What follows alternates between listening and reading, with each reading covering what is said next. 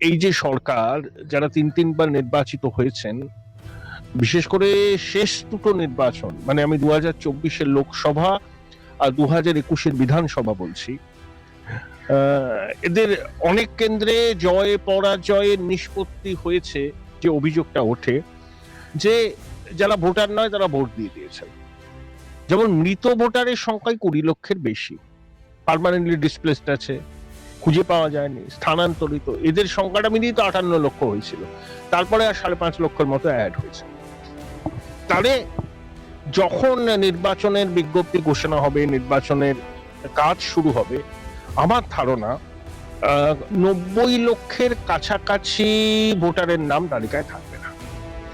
সেটা যদি 7,66,00,000-এর 90 লক্ষ হয়, তাহলে সংখ্যাটা 11-12% আসে।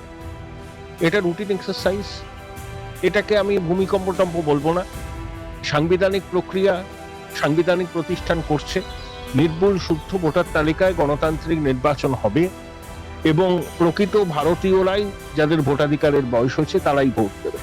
তাতেই সরকার গঠিত হবে। কেন শাসক দলই আপত্তি করছিল এসআইআর করতে দেব না, কত তো হুমকি দিয়েছে, নির্বাচন কমিশনকে দিয়েছে, সিও কে দিয়েছে, বিএলওদের চমকেছে, লাভ কি হলো? কোটি কোটি টাকা খরচ হবে। শেষ পর্যন্ত জুডিশিয়াল সার্ভিসের আধিকারিকদের বিষয় নিয়েও সন্দিহান হয়েছিল রাজ্য প্রশাসন, কপিল সিব্বল সওয়াল করেছিল, কিন্তু সুপ্রিম কোর্টের মাননীয় বিচারপতিরা সেই দাবিকে নস্যাৎ করেছেন যে এত সন্দেহপ্রবণ হলে তো খুব মুশকিল।